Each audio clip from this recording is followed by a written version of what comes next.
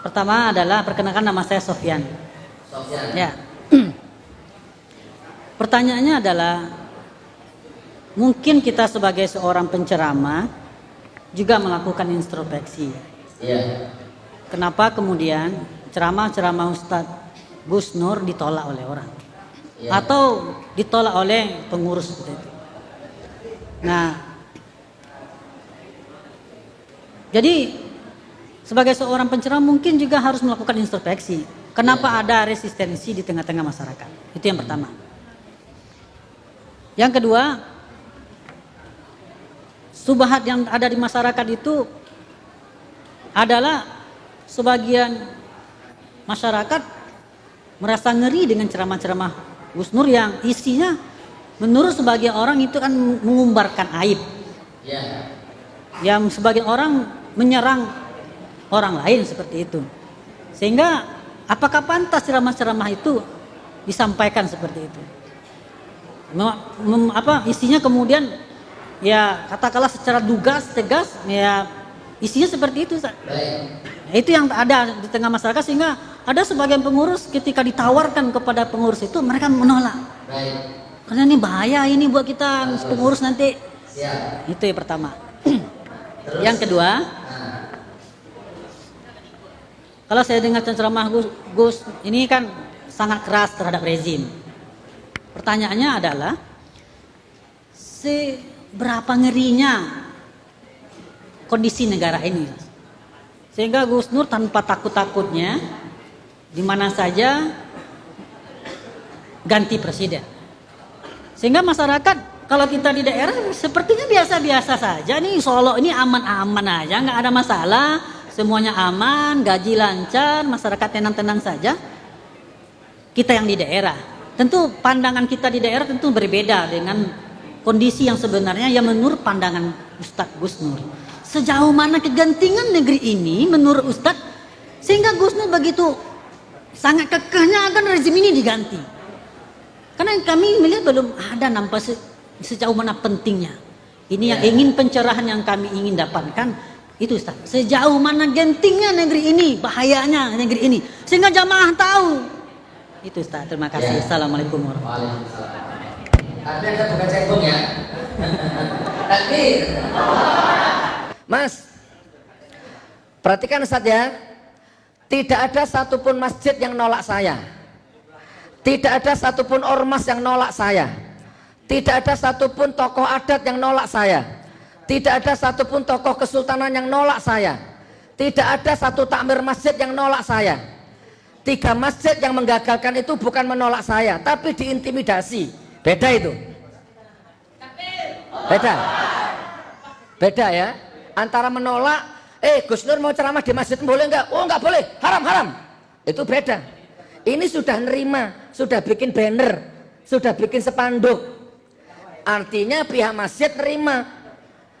Tapi kenapa bisa gagal? Karena diintervensi. Saya pernah dengar Masjid Jogokarian, Jogja. Masjid Jogokarian ngundang saya. Didatangi Intel, didatangi Banser, didatangi Ansor. Tolong ganti Gus Nur, ganti Gus Nur. Oh macam-macam, siang malam didatangi Intel. Tapi Masjid Jogokarian adalah masjid yang punya kedaulatan. Ini masjid dibangun pakai uang umat, pakai keringat umat, bukan pakai uang rezim. Apa jelek buruknya tergantung ini. Kamu orang luar nggak boleh intervensi di masjid ini. Ya sudah kalau gitu ganti. Enggak, tetap Gus Nur. Ya sudah kalau gitu Gus Nur datang tapi jangan ceramah, duduk saja. Enggak, Gus Nur diundang untuk ceramah. Itu namanya takmir yang punya kedaulatan, yang tidak bisa diintervensi oleh apapun. Dan akhirnya saya ceramah sukses di Jogokarian. Kedua, ada masjid di Jalan Gatot Subroto Jakarta. Aduh, masjid apa itu? Masjid apa itu? Masjid BUMN pokoknya ngundang saya. 3 bulan ngorder saya. Kurang 1 minggu baru digagalkan. Kenapa digagalkan? Perintah atasan. Kenapa? Ternyata diintimidasi sama rezim. Perhatikan, tidak ada satu masjid pun yang nolak saya. Tunjukkan mana masjidnya. Tunjukkan, masyarakat mana nolak saya. Di mana kita yang di demo sama NU itu? Solo. Jamaahnya bludak sampai keluar. Artinya apa? Artinya saya nggak pernah ada masalah dengan jamaah. Hati nurani nggak bisa dibohongi. Kalau memang ceramah saya salah, pasti ada yang komplain jamaahnya itu. Bludak. Ternyata tiba-tiba ada segerombolan ansor, banser atau pagar nusa itu demo di depan bikin kerusuhan. Yang nolak bukan masyarakatnya, yang nolak bukan jamaahnya, yang bikin kisruh orang luar. Tolong dicatat itu. Islam Nusantara ditolak di Langkat, ansor banser diusir di Langkat.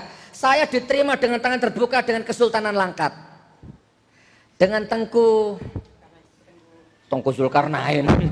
Sampai lali aku. Tengku Chandra, keluarga kesultanan. Jadi mas, bedakan. Ini caranya melihat dari sudut kamera yang pas. Tidak ada masjid yang nolak saya, tapi masjid diintimidasi baru ada. Nah, yang kedua mas, Gus Nur sebagai ustadz harusnya introspeksi. Ya, kenapa ceramahnya ditolak? Dan segawat apa sih negara ini? Jawaban yang pertama, introspeksi itu sudah bagian dari naluri saya. Introspeksi itu sudah bagian dari spontanitas ilmu saya. Dalam renung, di mobil, di pesawat, di kamar, ada momen-momen tertentu saya merenung. Dan memang tidak masuk Metro TV waktu saya merenung itu. Saya nggak pernah waktu gini loh. Itu tidak pernah difoto. Tapi setiap manusia itu diciptakan sama Allah lengkap dengan hati nuraninya. Yang namanya hati nurani itu nggak mau dibohongi dan nggak mau berbohong. Ada kalanya saya merenung, ada kalanya introspeksi, dan akhirnya tidak akan saya ulangi kalau itu memang salah di mata saya, apalagi salah di mata orang yang mengkritik saya. Saya sering kok dikritik, Gus ini salah, Gus ini salah. Saya renung, oh iya. Saya turut, saya masukkan, saya terima, dan tidak saya ulang lagi. Itu sudah otomatis.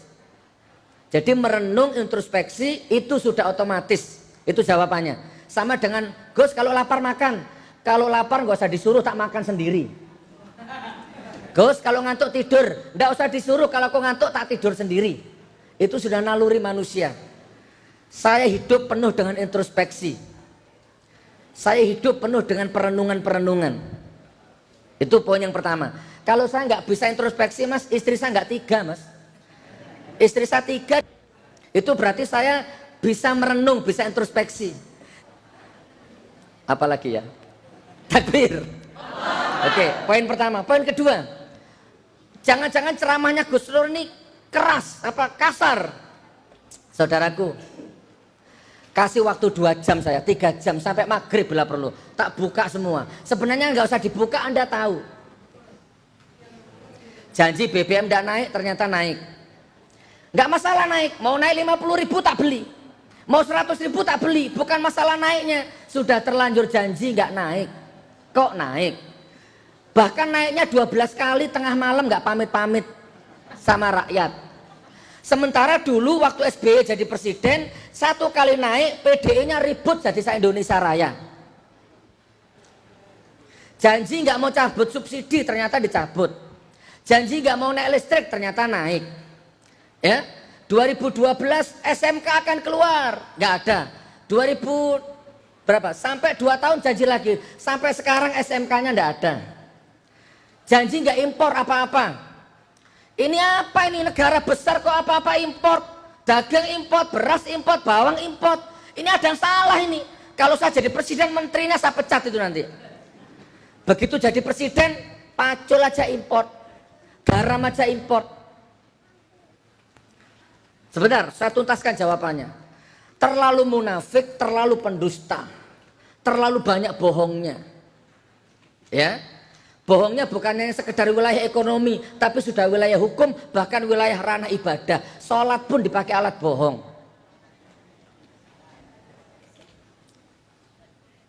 Nah, saudaraku, jawaban yang terakhir ini yang paling inti nih. Saya nggak main-main loh mas, setiap ceramah pakai Quran itu nggak main-main loh itu.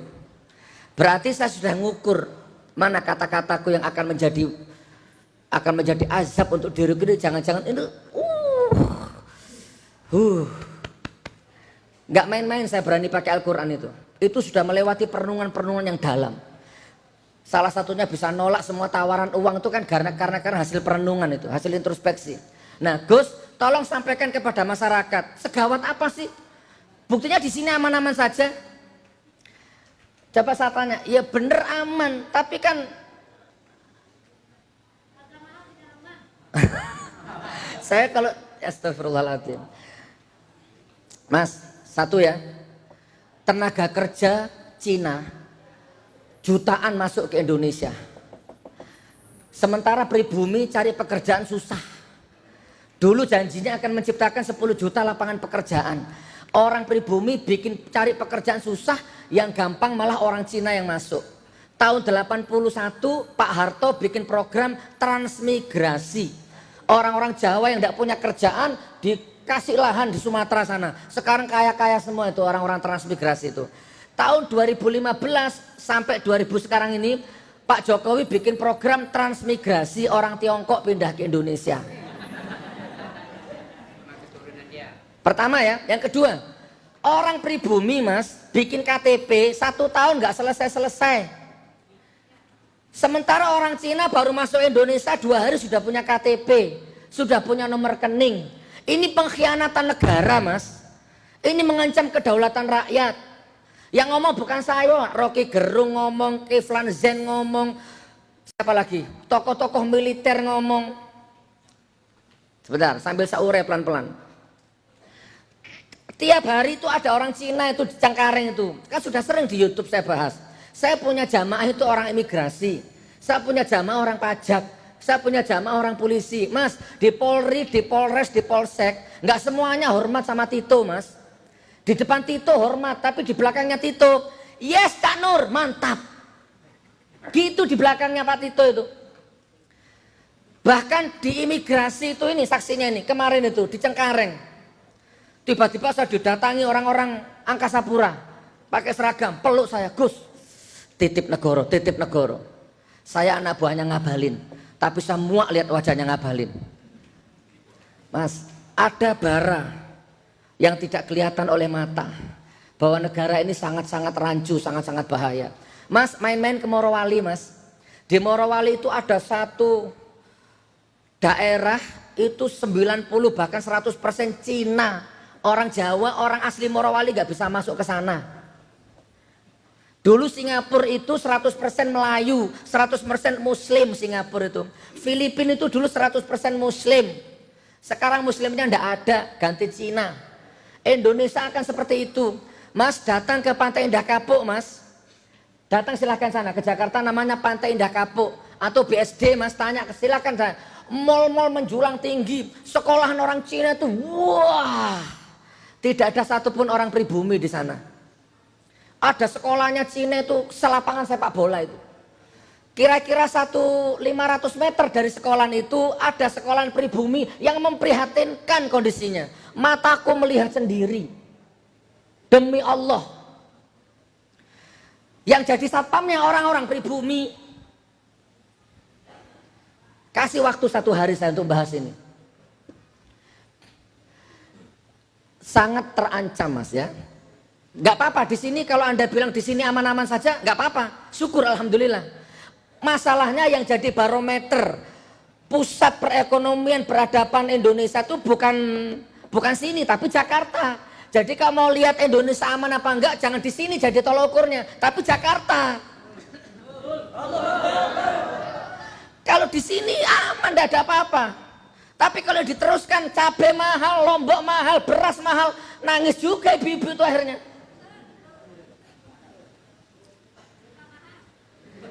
Jadi kalau lihat negara ini aman apa tidak, jangan tolok ukurnya di sini kecamatan, tapi tolok ukurnya Jakarta. Ibarat catur pengendalinya ada di sana semua. Hud, mas, saya ngomong ya, perhatikan. Kalau ada bayi lahir, procot, langsung dapat rumah. Itu berarti Anda sedang berada di Qatar. Di Qatar itu kalau ada bayi lahir langsung dikasih rumah sama pemerintahnya. Lahir procot, langsung orang tuanya dikasih tunjangan 80% dari gajinya. Itu berarti Anda sedang berada di Swedia. Di Swedia itu kalau ada bayi lahir, orang tuanya langsung dikasih 80% tunjangan naik itu. Ada bayi lahir, procot, oe, langsung dikasih tunjangan. Semuanya difasilitas, semua rumah sakit, obat, macam-macam, semua dipenuhi. Itu berarti ada sedang berada di Saudi Arabia. Ada bayi lahir, procot, oe, langsung dikasih susu. Mulai dari bayi sampai selesai masa susunya, dikuliahkan sampai sarjana. Berarti ada sedang berada di Brunei Darussalam. Ada bayi lahir, procot, oe, langsung dapat utang 13 juta. Berarti Anda berada di mana?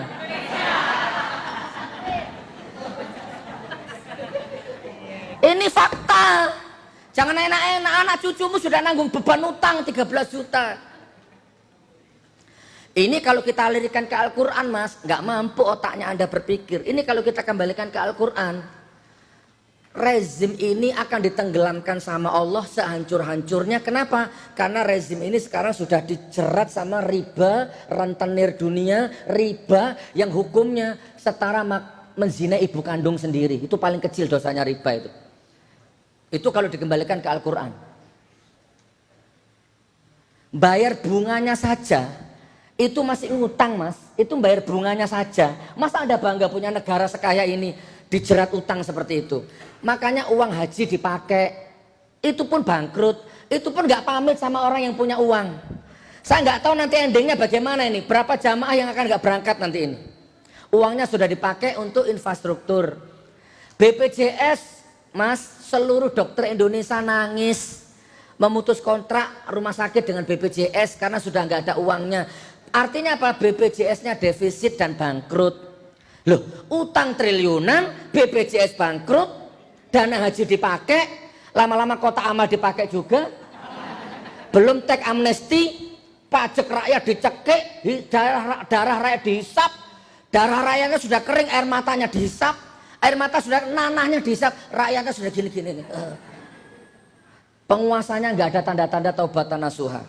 Gus, segawat apa sih negara ini? Dua, Mas. Yang pertama, secara duniawi negara ini akan dihancurkan sama Allah sehancur-hancurnya. Dari sisi akidah, dari sisi Al-Quran. Wa idza aradna an nuhlika qaryatan amarna mutrafiha fafasaku fiha fahaqqa 'alaihal qaulu fadammarnaha tadmira. Al-Isra ayat 16. Bukan.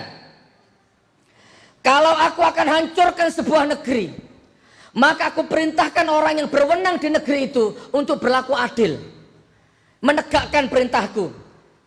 Kalau dikembangkan, yang kaya menyayangi yang miskin. Kalau dikembangkan itu, penguasa umaroknya mengayomi rakyatnya.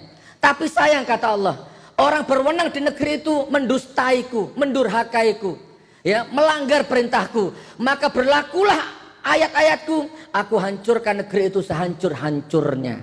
Ini kalau dari segi ayat. Dan sudah terbukti, Mas, Lombok, Palu, Bogor, Cirebon, Sukabumi, ini sudah terbukti. Sampai sehancur mana sih, Gus? Ya ini sudah hancur. Apa nunggu di sini juga? Kan nggak mungkin toh. Naudzubillah min dzalik. Sudah cukup Palu, sudah cukup Cirebon, sudah cukup. Jangan nanya sehancur apa sih, segawat apa sih? Gawat sekali. Karena yang marah sudah Allah. Itu dari segi ayat. Kalau dari segi konstitusi, ya tadi itu, Mas, orang pribumi bikin KTP susah, cari kerjaan susah, sementara orang Cinanya bisa bikin KTP sendiri, punya rekening sendiri, bahkan bisa nyetak KTP sendiri. Ayo, sudah lihat videonya belum? Kemarin orang Cina digerebek, bisa nyetak KTP sendiri.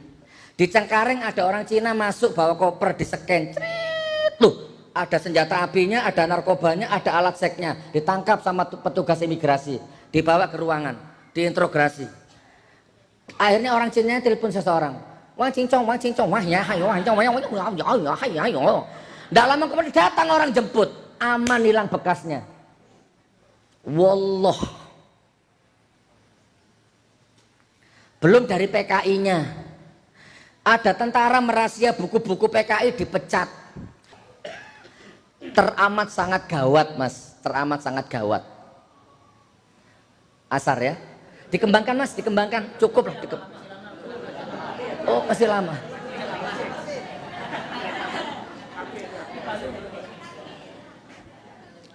5 menit lagi. Apa 5 menit lagi? Makan? Nanti enggak Oh ya. roboh nanti. Oh ya. Coba bantu saya mas, ingatkan saya melengkapi apa? Ayat sudah ayat. Nah LGBT mas, negeri ini mendukung LGBT mas. Nanti jangan-jangan seperti Sodom. Apa nunggu seperti Sodom? Dihancurkan sama Allah Nabi Lut. Dan itu sudah terjadi di Palu, tenggelam satu desa. Menteri agamanya mendukung LGBT, ini jangan diremehkan. Ribanya, mencekik utangnya. Astagfirullahaladzim. Ya. Ya.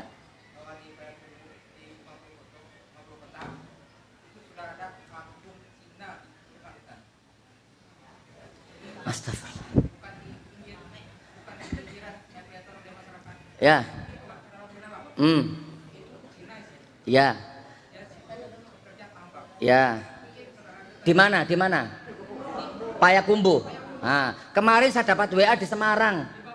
Ah, kemarin ada orang, Gus, saya kira Gus Nur ini menebarkan kebencian. Ternyata benar di kampungku sendiri sekarang banyak Cina, Gus.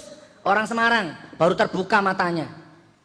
Bahaya saudaraku. Coba baca buku sejarah negara-negara yang dulunya jaya sekarang hancur. Itu kenapa kira-kira? Pertama karena ekonominya sudah nggak punya kedaulatan. Sudah dicengkeram sama utang dan lain-lain. Kedua banyak penyusup-penyusup. Ya sudah, intinya dikembangkanlah ya. Makanya jangan nonton Metro TV. Ini paling kecil ini paling gampang ini. Kok baik-baik saja? Makanya matikan Metro TV-nya. Karena semua TV itu milik rezim. Anda nggak akan melihat jeleknya rezim kalau di TV, nggak ada. Saya bangun 100 masjid nggak diliput TV. Begitu jadi tersangka, semua TV ngeliput. Gus Nur tersangka, Gus Nur tersangka. Loh waktu saya meresmikan masjid itu kemana TV-nya?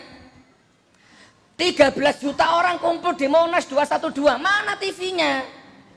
Anies Baswedan cuma gini, dipanggil Bawaslu. Sementara Luhut Binsar Panjaitan begini kok nggak ngapa-ngapain. Banyak gubernur pendukung Projo gini kok nggak masalah. Teramat dolim rezim ini. Bukan hanya Anda yang dibohongi, Allah dibohongi, alam dibohongi, malaikat dibohongi, apalagi Anda. Jadi jangan nunggu di sini aman, terus mau nunggu likuifaksi di sini, ya ndak usah. Cukup Palu lah yang menanggung bebannya, cukup Lombok lah. Takbir. Lapar saya.